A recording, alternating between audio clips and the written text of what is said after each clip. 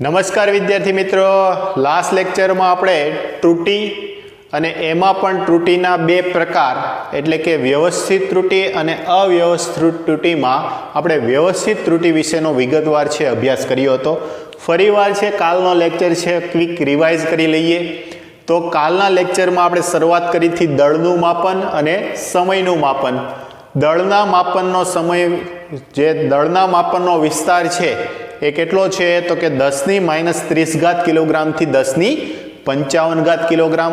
આના વિશે મેં તમને એક હોમવર્ક આપેલું હતું.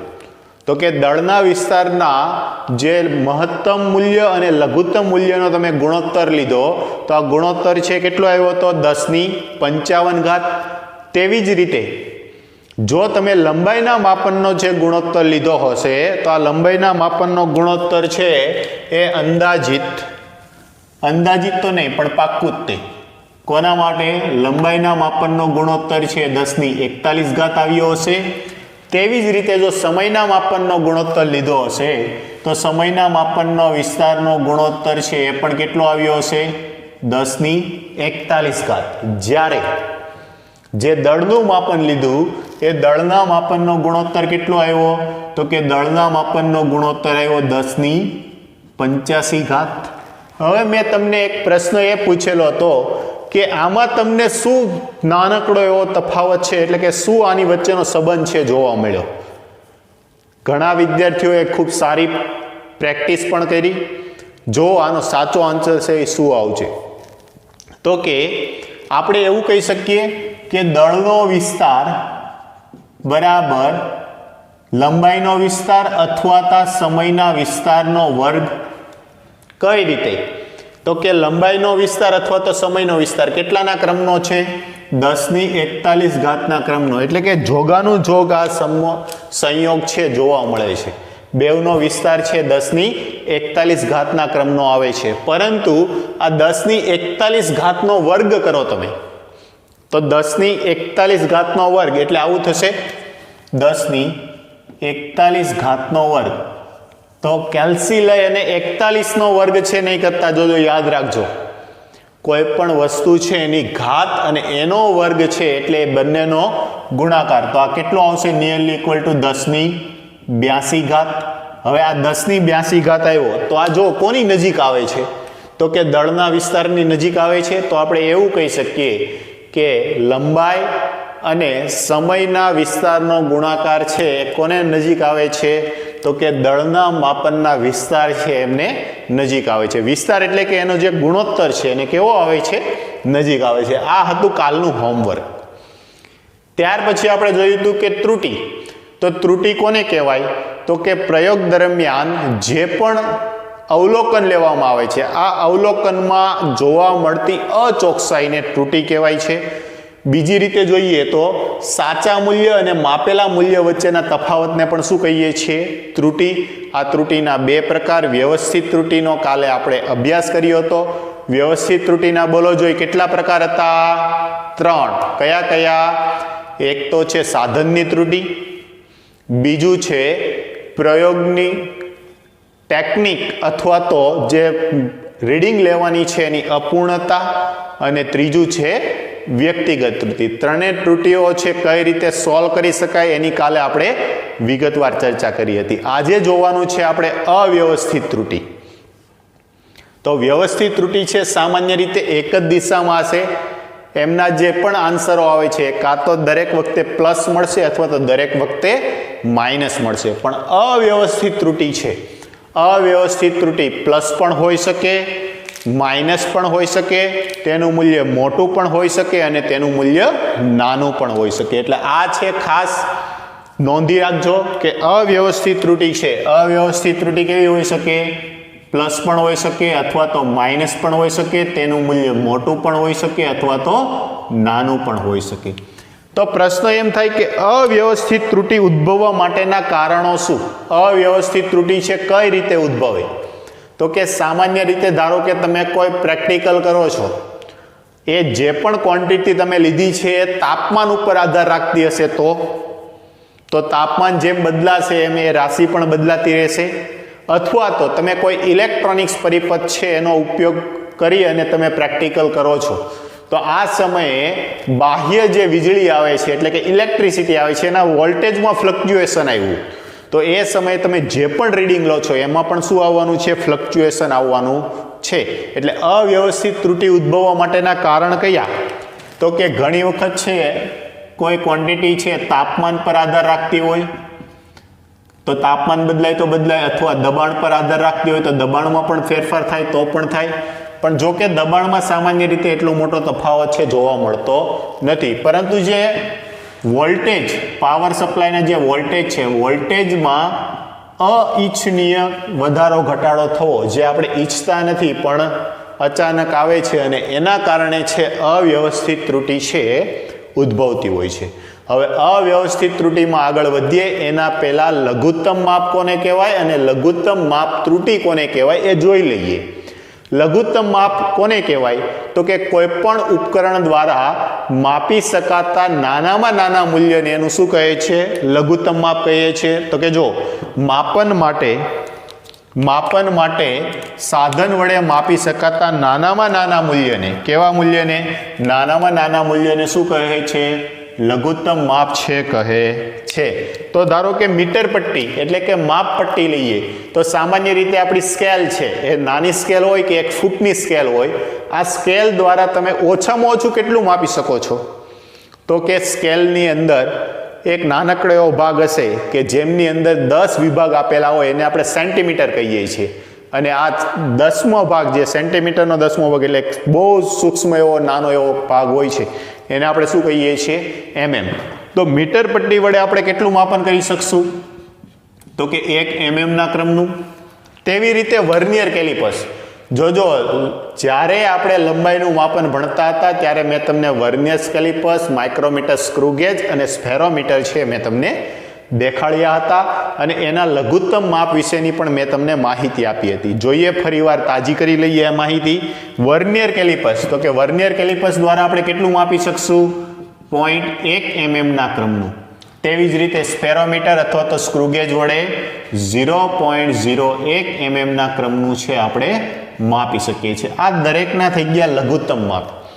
કોઈ પણ સાધન હશે, આ સાધનમાં ત્રુટિ ક્યાં સુધી હશે અથવા તો ક્યાં સુધી તમે ચોકસાઈપૂર્વક માપી શકો?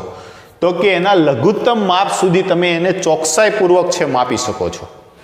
કઈ રીતે? તો કે જેટલી ચોકસાઈ વધારે એટલું આ માપન છે વધુ સારું એવું કહેવાય. તો કે વધુ ચોકસાઈ, આ લઘુત્તમ માપ જેટલું સારું ઉપકરણનું તેટલી એની ચોકસાઈ પણ કેવી હશે? વધુ હશે. હવે આપણે પ્રયોગ દરમિયાન કોઈ પણ રીડિંગ લીધા, હવે આપણે એનું સાચું મૂલ્ય ખબર નથી. લાસ્ટ જે એક્ઝામ્પલની વાત કરી તે સેમ કે હું 3 વિદ્યાર્થીને આ ઓરડો છે આપણો ક્લાસરૂમ એમની લંબાઈ માપવા માટે કહું છું, તો 3 વિદ્યાર્થીઓએ માપન કર્યું, એમના રીડિંગ છે 3 અલગ અલગ આવ્યા. સાચું મૂલ્ય મને પણ નહોતી ખબર, તો કઈ રીતે એનું સાચું મૂલ્ય મળશે? તો કે આ 3 મૂલ્યો લીધેલા છે એનું જો સરેરાશ મૂલ્ય લઈ લઉં તો એ સાચા મૂલ્યની ઘણું નજીક હશે એવું કહેવાય. તો જોઈએ તો કે અવલોકનનું ઘણી વખત પુનરાવર્તન કરીને મળતા બધા જ અવલોકનોનું સરેરાશ મૂલ્ય મળે છે જે માપેલ રાશિના સાચા મૂલ્યની ઘણું નજીક હોય છે. જો તમે કોઈ વસ્તુનું સાચું મૂલ્ય નથી જાણતા તો એ પ્રયોગનું વારંવાર પુનરાવર્તન કરો અને આ દરેક રીડિંગ આવે છે, આ દરેક રીડિંગના સરવાળાનું તમે જેટલા અવલોકનો છે એની સંખ્યા વડે ભાગી નાખો એટલે એનું શું મળી જશે? સરેરાશ મૂલ્ય. અને આ સરેરાશ મૂલ્ય છે શું હશે? સાચા મૂલ્યની ઘણું જ નજીક હોય છે. હવે જોઈએ તો કે અવ્યવસ્થિત ત્રુટિના 3 પ્રકાર છે. પહેલું છે નિરપેક્ષ ત્રુટિ, બીજું છે સાપેક્ષ ત્રુટિ અને ત્રીજું છે પ્રતિશત ત્રુટિ. ત્રણેયનો વારાફરતી છે આપણે અભ્યાસ કરીએ તો નિરપેક્ષ ત્રુટિ ઇંગ્લિશમાં એને કહેવાય છે એબ્સોલ્યુટ એરર. ધારો કે કોઈ વસ્તુ એનું અવલોકન કરવામાં આવે છે, શું છે? કોઈ ઓબ્જેક્ટ એ છે એનું અવલોકન કરવામાં આવે છે, એના 3 અલગ અલગ પરિણામો છે. આપણે વૈશ્વિક રૂપે જ લઈ લઈએ તો કે કોઈ વસ્તુના એનું માપન કરવામાં આવે છે ત્યારે આપણને મળતા અવલોકનો છે A1, A2 up to AN મળે છે. આ શું મળ્યા? અવલોકનો. હવે તમે આનું સાચું મૂલ્ય નથી જાણતા, તો સાચું મૂલ્ય છે આપણે કઈ રીતે મેળવશું? તો કે સાચું મૂલ્ય એટલે કે આ દરેક અવલોકનોની સરેરાશ.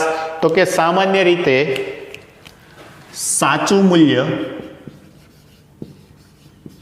બરાબર આ અવલોકનોની સરેરાશ, એટલે કે સાચા મૂલ્યને આપણે સરેરાશને એ મીન વડે દર્શાવીએ અથવા તો એ બાર વડે પણ દર્શાવવામાં આવે છે. તો એ બાર બરાબર શું થશે? તો કે અવલોકનોનો સરવાળો. અવલોકનોનો સરવાળો કોણ છે? A1 plus A2 plus up to AN ના છેદમાં અવલોકનોની સંખ્યા. તો અહીંયા n અવલોકનો આવેલા છે, તો અવલોકનોની સંખ્યા કેટલી આવશે? n. અથવા આપણે આને વૈશ્વિક રીતે આવી રીતે પણ દર્શાવી શકીએ કે a મીન બરાબર summation of a equal to i up to n ai ના છેદમાં n. બંનેથી જે પણ રીતે દર્શાવો, બંનેના મિનિંગ કેવા થશે? એક સરખા જ. ફરીવાર કોઈ પણ વસ્તુનું સાચું મૂલ્ય માપવું છે તો સાચું મૂલ્ય કઈ રીતે મળશે? તો કે તમે જેટલા અવલોકનો લીધેલા છે આ અવલોકનોનો સરવાળો છેદમાં અવલોકનોની સંખ્યા, એ આપણને શું આપશે? સાચું મૂલ્ય. અને સાચા મૂલ્યને આપણે મીન પણ કહીએ છીએ. એ મીન અથવા તો એ બાર ઇઝ ઇક્વલ ટુ આ દરેક અવલોકનોનો સરવાળો ભાગ્યા n. આ થઈ ગયું સાચું મૂલ્ય. એટલે કે મને કંઈક આ એ મીન સાચા મૂલ્યની કિંમત છે મને મળી ગઈ છે. તો હવે જે ત્રુટિ આવે છે કઈ રીતે? તો કે જો કોઈ પણ ભૌતિક રાશિના સાચા મૂલ્ય અને વ્યક્તિગત માપેલા મૂલ્યના તફાવતના માનને, જો આ શબ્દ છે ખાસ જોજો, તફાવતના માનને તે ભૌતિક રાશિની નિરપેક્ષ ત્રુટિ કહે છે. નિરપેક્ષ ત્રુટિની વ્યાખ્યા શું છે?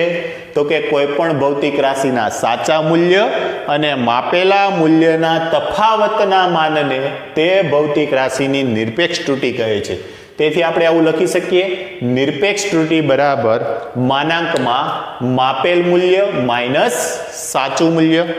તો ચાલો હવે આ દરેક અવલોકનો છે એમાં કેટલી કેટલી ત્રુટિ છે એ જોઈ લઈએ. તો જોઈએ તો કે પહેલાની જે ત્રુટિ છે, આ નિરપેક્ષ ત્રુટિને સામાન્ય રીતે આપણે ડેલ્ટા વડે દર્શાવવું. તો કે અહીંયા ક્વોન્ટિટી એ છે, રાશિ કઈ છે આપણી પાસે? એ. તો ડેલ્ટા એ. તો નિરપેક્ષ ત્રુટિ ડેલ્ટા A1 બરાબર શું આવશે? તો કે માપેલું મૂલ્ય. માપેલું મૂલ્ય કોણ હતું?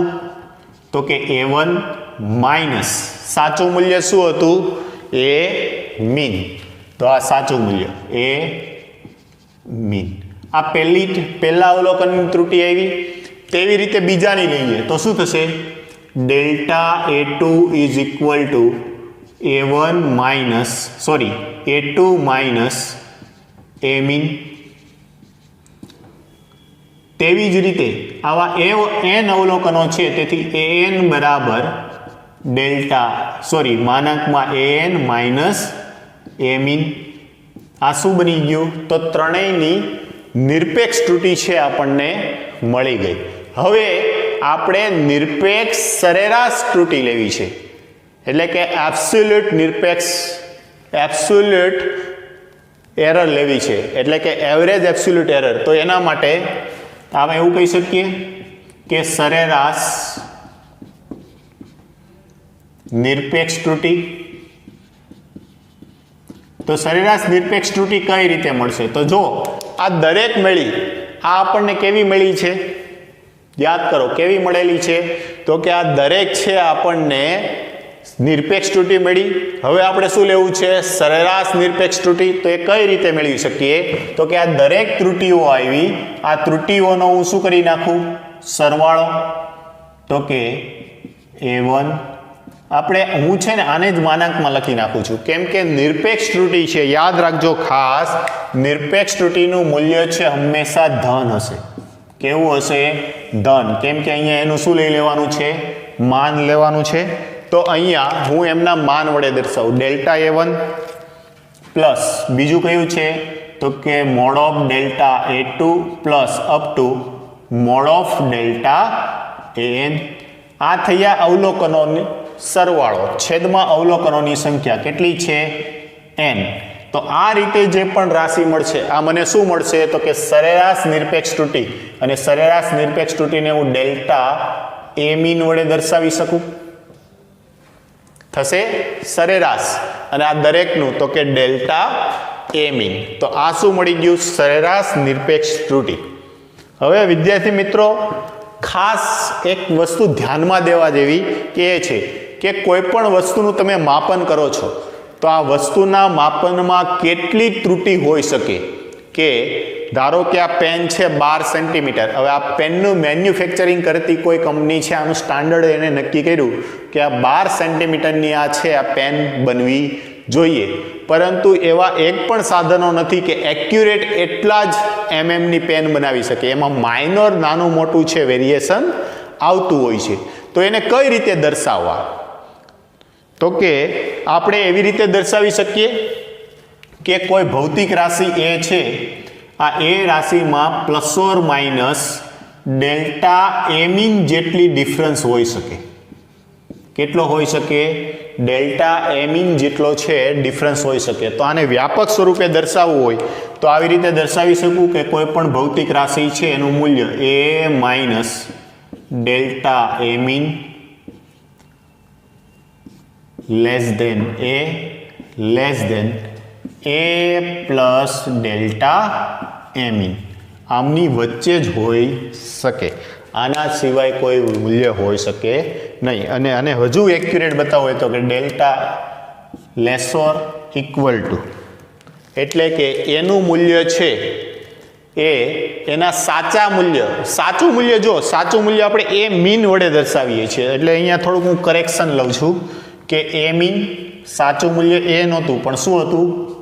A mean. તો કે આનું સાચું મૂલ્ય કેટલું હશે? તો કે એ મીન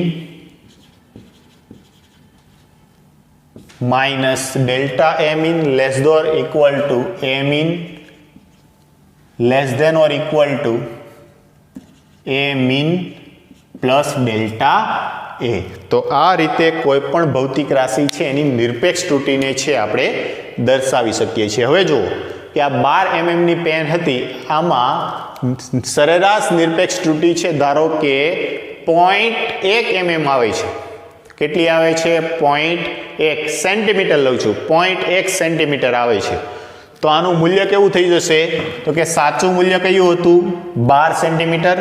તફાવત કેટલો આવે છે? એક્ઝામ્પલ માટે છે, જોજો આ એ મીન કેટલું આવે છે? તો કે એ મીન હું લઉં છું એ મીન છે 12 સેન્ટીમીટર. તો આમાં તફાવત કેટલો આવશે? તો કે 12 minus 0.1 centimetre less than or equal to 12 plus 0.1 centimetre. એટલે કે આ પેનનું જે માપન આવશે મેન્યુફેક્ચર એ 11.9 સેન્ટીમીટરથી લઈ અને 12.1 સેન્ટીમીટરની વચ્ચે હોય ત્યાં સુધી આ છે સ્વીકૃત છે. ઓકે, જો ફરી એકવાર શું થશે? તો કે કોઈ પણ વસ્તુનું તમારે સાચું મૂલ્ય લેવું છે. કઈ રીતે લઈ શકશો? તો કે સાચું મૂલ્ય બરાબર અવલોકનોનો સરવાળો ભાગ્યા અવલોકનોની સંખ્યા. એટલે કે સરેરાશ મૂલ્ય છે એ જ ભૌતિક રાશિનું શું હશે? સાચું મૂલ્ય હશે. હવે નિરપેક્ષ ત્રુટિ કોને કહેવાય? તો કે આપણે જે માપનનું મૂલ્ય લીધું હતું એમાંથી સાચું મૂલ્ય છે બાદ કરો, એનો જે પણ તફાવત આવે છે એના માનને નિરપેક્ષ ત્રુટિ કહે છે. નિરપેક્ષ ત્રુટિને સંજ્ઞા ડેલ્ટા વડે દર્શાવાય. શેના વડે દર્શાવાશે? ડેલ્ટા વડે. અને અહીંયા ક્વોન્ટિટી એ હોવાથી આને શું કહીએ છીએ આપણે? Delta A. તો પહેલા માપનમાં delta A1 is equal to mod of A1 minus A mean, delta A2 is equal to mod of A2 minus A mean, અને delta AN is equal to mod of AN minus A mean. હવે આપણે જોવું છે સરેરાશ નિરપેક્ષ ત્રુટિ. આ તો particular એક અવલોકનોમાં જ નિરપેક્ષ ત્રુટિ આવી, એની સરેરાશ કેટલી આવશે? તો કે સરેરાશ નિરપેક્ષ ત્રુટિ બરાબર દરેકના અવલોકનોનો સરવાળા, એટલે કે ત્રુટિના અવલોકનોનો સરવાળો ભાગ્યા અવલોકનોની સંખ્યા. તો મને મળી ગયું ડેલ્ટા એ મીન. તેથી કોઈ પણ માપન હશે એ A mean plus or minus delta A મીનની વચ્ચે જ હશે. એટલે કે A mean less than delta A mean less than or equal to A mean less than or equal to A mean plus delta A mean. ચાલો હવે જોઈએ સાપેક્ષ ત્રુટિ. સાપેક્ષ ત્રુટિ કોને કહેવાય? તો સરેરાશ નિરપેક્ષ ત્રુટિ અને સાચા મૂલ્યનો જે ગુણોત્તર છે એને શું કહેવાય છે? સાપેક્ષ ત્રુટિ તરીકે ઓળખવામાં આવે છે. ફરીવાર સાપેક્ષ ત્રુટિ કોને કહેવાશે? સાપેક્ષ ત્રુટિને રિલેટિવ એરર પણ કહે છે. તેને ડેલ્ટા એ વડે દર્શાવવામાં આવે છે અને ડીએ વડે. તો કે ભૌતિક રાશિના માપનની સરેરાશ નિરપેક્ષ ત્રુટિ અને સાચા મૂલ્યના ગુણોત્તરને શું કહેવામાં આવે છે? સાપેક્ષ ત્રુટિ કહે છે અને ડીએ વડે દર્શાવવાનું થયું. ડીએ બરાબર, ચાલો, સરેરાશ નિરપેક્ષ ત્રુટિ. અને સરેરાશ નિરપેક્ષ ત્રુટિને શેના વડે દર્શાવી હતી? Mode of delta A mean ના છેદમાં સાચું મૂલ્ય. સાચું મૂલ્ય શું છે આપણું? એ મીન છેદમાં એ મીન. આ શું બની ગયું? સાપેક્ષ ત્રુટિ. સાચા મૂલ્યની સાપેક્ષ છે એમાં કેટલો તફાવત છે એને શું કહેવાય છે? સાપેક્ષ ત્રુટિ. અને સાપેક્ષ ત્રુટિ જે પણ આવી એનો જે પર્સન્ટેજ લેવામાં આવે તો કે ટકાવારી છે હંમેશા એ કેટલાએ નીકળે? 100. તો એની ટકાવારીને પ્રતિશત ત્રુટિ, એને ઇંગ્લિશમાં પર્સન્ટેજ એરર તરીકે ઓળખવામાં આવે છે. આ પ્રતિશત ત્રુટિને પણ ડીએ વડે દર્શાવાશે. પણ ફરક શું આવશે? તો કે ટકાવારી હંમેશા 100 નીકળતી હોવાથી 100%. તો શું લખી શકશું આપણે? પ્રતિશત ત્રુટિ ડીએ બરાબર જે આ સાપેક્ષ ત્રુટિ આવી, સાપેક્ષ ત્રુટિ ગુણ્યા 100%. આ શું બની ગયું? પ્રતિશત ત્રુટિ. અને સાપેક્ષ ત્રુટિ આપણને ખબર છે કેટલી છે? તો કે delta A mean mod of delta A મીનના છેદમાં એ મીન. આ શું મને મળી ગયું? ગુણ્યા 100. આ મળી ગયું સાપેક્ષ ત્રુટિ. આશા રાખું છું કે વિદ્યાર્થી મિત્રો ત્રણેય ત્રુટિઓ છે યાદ રહી ગઈ હશે. ફટાફટ બોર્ડ ઉપર લખેલું છે લખી નાખો અને આને વ્યવસ્થિત તૈયાર કરી. હાલો, યસ.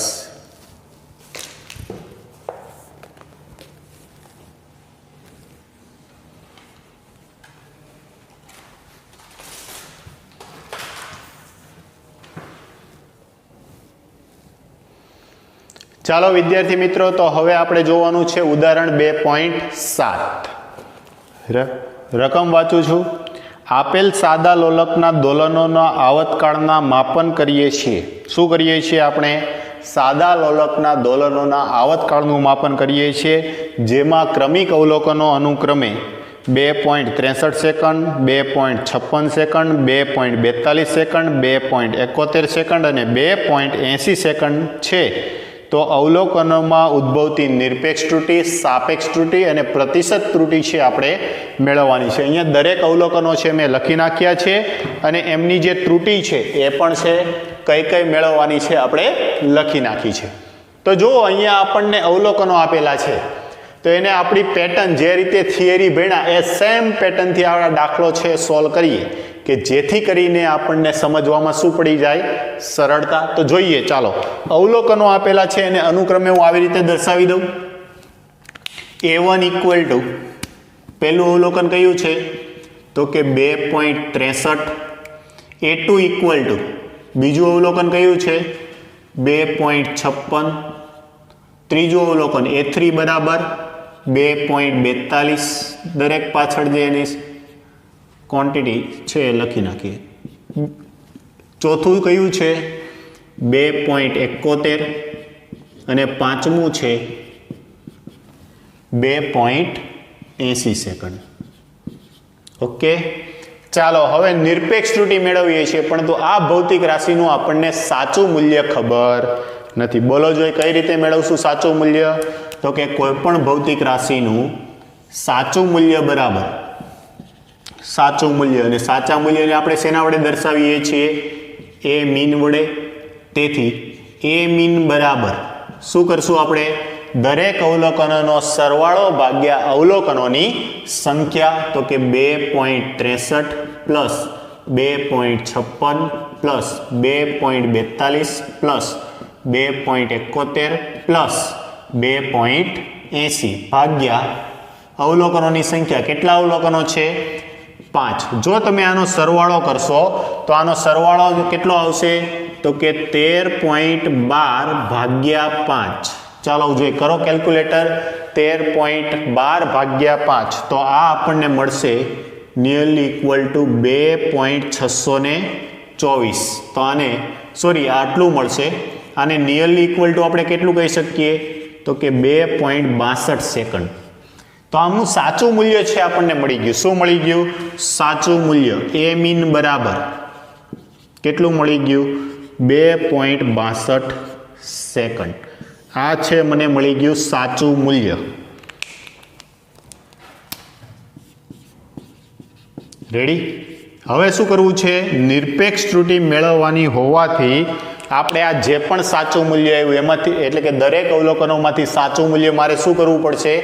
બાદ કરવું પડશે. નિરપેક્ષ ત્રુટિને આપણે ડેલ્ટા વડે દર્શાવીએ છીએ. તો જુઓ, પહેલું ડેલ્ટા A1. તો પહેલું અવલોકન કયું છે? તો કે પહેલું અવલોકન સાચું મૂલ્ય 2.63 માઇનસ સાચું મૂલ્ય કેટલું છે? 2.62. કરો જોઈએ આમની બાદબાકી. તો કે 0.01 સેકન્ડ. આ પહેલું મૂલ્ય મળ્યું. તેવી રીતે બીજું મૂલ્ય તો શું થશે? ડેલ્ટા A2 બરાબર, તો કે માપેલું મૂલ્ય કેટલું હતું? 2.56 માઇનસ 2.62. સાચું મૂલ્ય બદલાશે નહીં. જો આની બાદબાકી કરો તો આમની બાદબાકી કેટલી આવશે? 56 ને 6 62 એટલે માઇનસ 0.06. પણ મેં તમને એક વાત કીધી હતી. શું કીધી હતી? કે આપણે હંમેશા આનું શું લેવાનું છે? મૂલ્ય લેવાનું છે. તો અહીંયા જ આપણે સંજ્ઞા લેતા જઈએ. મોડ ઓફ એ. ચાલો, તો આ મૂલ્ય કેટલા આવશે માનાંકમાં? તો આ કેટલું થઈ જશે? 0.01 સેકન્ડ બરાબર 0.06 સેકન્ડ. તેવી જ રીતે ત્રીજાનું લઈએ.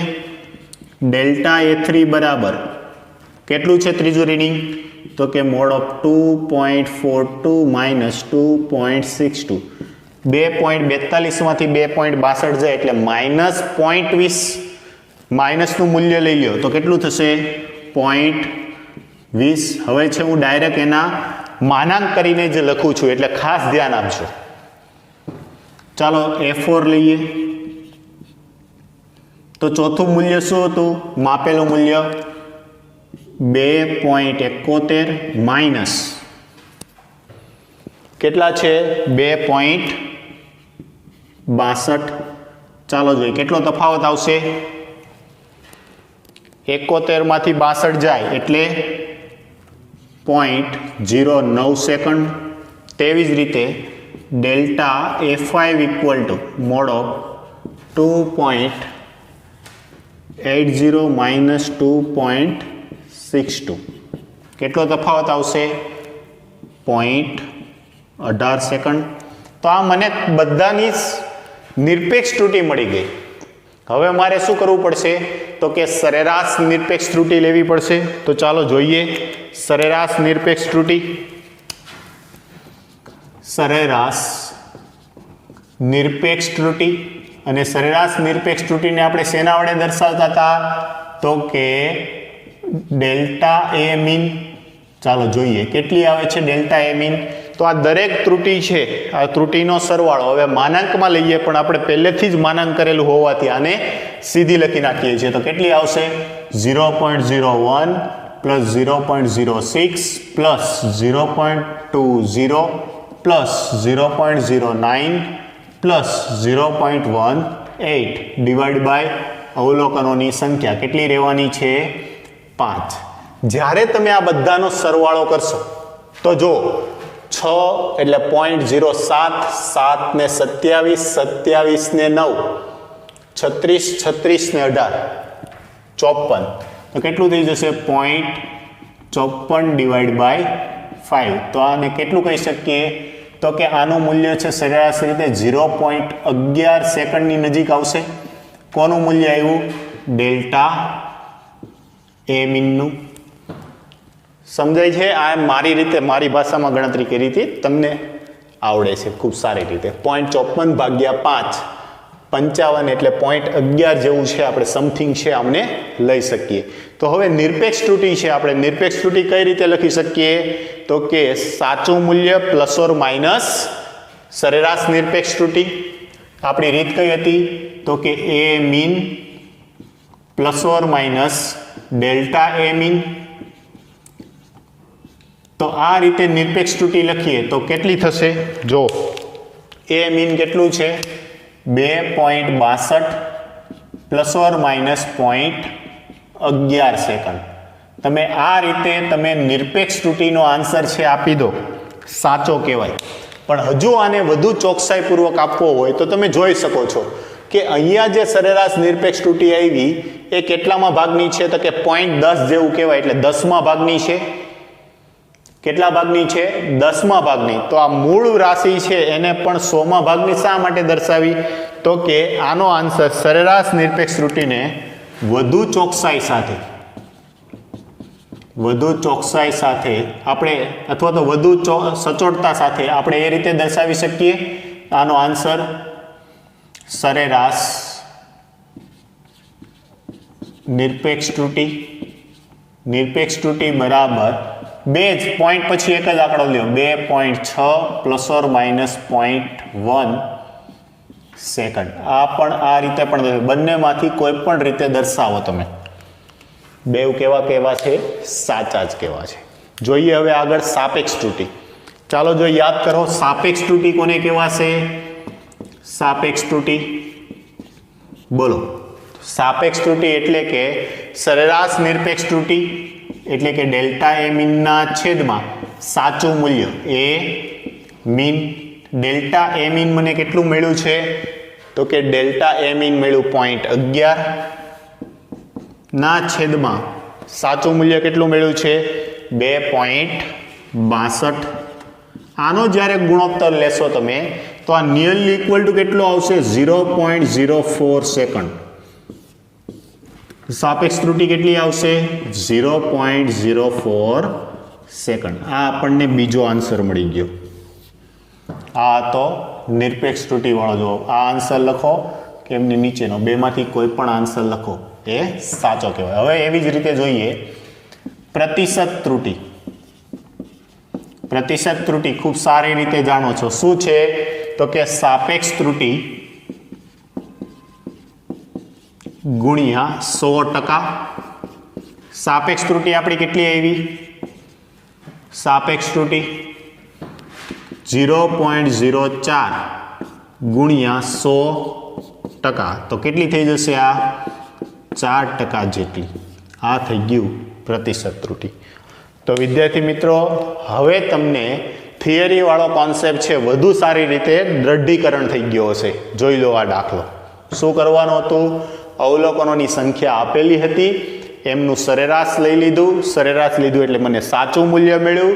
દરેક અવલોકનોને સાચા મૂલ્યમાંથી બાદ કર્યા એટલે નિરપેક્ષ ત્રુટિ મળી. આ નિરપેક્ષ ત્રુટિનું સરેરાશ લીધું એટલે નિરપેક્ષ સરેરાશ ત્રુટિ મળી. અને આ જે મૂલ્ય છે તો કે સાચા મૂલ્ય પ્લસ ઓર માઇનસ નિરપેક્ષ સરેરાશ ત્રુટિ છે, બેનો એની વચ્ચે છે મૂલ્ય મળે તો આ કેટલું હતું સાચું મૂલ્ય? 2.62 પ્લસ ઓર માઇનસ 0.11. સાપેક્ષ ત્રુટિ. સાપેક્ષ ત્રુટિ કોને કહેવાય? તો કે સરેરાશ નિરપેક્ષ ત્રુટિના છેદમાં સાચું મૂલ્ય. ગુણોત્તર લીધો, આન્સર કેટલા આવ્યો? 0.04. અને હતું પ્રતિશત ત્રુટિ. તો પ્રતિશત ત્રુટિ કોને કહેવાય? તો કે સરેરાશ ત્રુટિ ગુણ્યા 100%. તો આ 0.04 મળ્યું હતું ગુણ્યા 100%. ગુણાકાર કરો કેટલું આવી જશે? 4%. તો આશા રાખું છું કે વિદ્યાર્થી મિત્રો તમને આજનો જે ત્રુટિવાળો પોર્શન છે એ ખૂબ સારી રીતે સમજાઈ ગયો હશે. વિદ્યાર્થી મિત્રો, એક નાનકડી એવી ભૂલ થઈ છે, અહીંયા જ આપણે એમને કરેક્ટ કરી લઈએ. તો કે હમણાં લાસ્ટ આપણે જોયું હતું નિરપેક્ષ ત્રુટિ. નિરપેક્ષ ત્રુટિમાં આપણે સરેરાશ નિરપેક્ષ ત્રુટિ મેળવી હતી અને આ સરેરાશ નિરપેક્ષ ત્રુટિનું સૂત્ર છે કંઈક આપણને આવું મળ્યું હતું. જોજો, ધ્યાન આપજો, આજનો જ લેક્ચરનું છે, થોડું કરે. સરેરાશ નિરપેક્ષ ત્રુટિ ને આપણે ડેલ્ટા એ મીન વડે દર્શાવશું. હવે અહીંયા આપણે સરેરાશ લઈ લીધી હોવાથી આપણે માનાંક કરવાની કોઈ જરૂર નથી, એટલે આજના લેક્ચરમાં સરેરાશ નિરપેક્ષ ત્રુટિ છે અને ભૂલથી મેં શેના વડે દર્શાવી હતી, માનાંકમાં ડેલ્ટા એ મીન, પરંતુ આને માનાંકમાં દર્શાવવાની કોઈ રહેતી નથી, કેમ કે એ પોતે જ કેવી બની ગઈ છે, સરેરાશ બની ગઈ છે. હવે આને જ આપણે ક્યાં કેરી ફોરવર્ડ કરી હતી, તો કે સાપેક્ષ ત્રુટિ. સાપેક્ષ ત્રુટિ, તો કે સાપેક્ષ ત્રુટિનું સૂત્ર શું આવશે, ડીએ બરાબર સરેરાશ નિરપેક્ષ ત્રુટિ ડેલ્ટા એ મીનના છેદમાં સાચું મૂલ્ય એટલે એ મીન. એટલે આ પણ એક કરેક્શન કરી લેજો, અહીંયા મેં ભૂલથી શું બનાવ્યું હતું, માનાંક. અને તેવી જ રીતે પ્રતિશત ત્રુટિ, પ્રતિશત ત્રુટિ પણ શું થશે, ડીએ બરાબર ડેલ્ટા એ મીનના છેદમાં એ મીન ગુણ્યા 100%. એટલે આ ખાસ એક નોટ ડાઉન કરી લેજો, તમારી ફેર બુકમાં છે, આ રીતે ઉતારી લેજો. આશા રાખું છું કે તમને બધો જ ખ્યાલ આવી ગયો હશે.